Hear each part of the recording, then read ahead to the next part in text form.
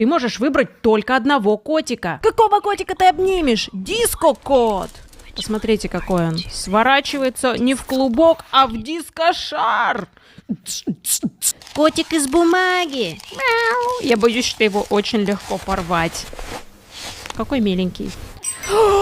Котик из хлеба. Вау. Я, кстати, такого реально видела. Из хлеба. Я его выбираю. Котик из шариков. Он у меня просто взорвется в первую же ночь в моей постели. А еще он скрипит. Плюшевый котик. Ну, это просто обычная игрушка. Не. А кого выберешь ты, напиши в комменты.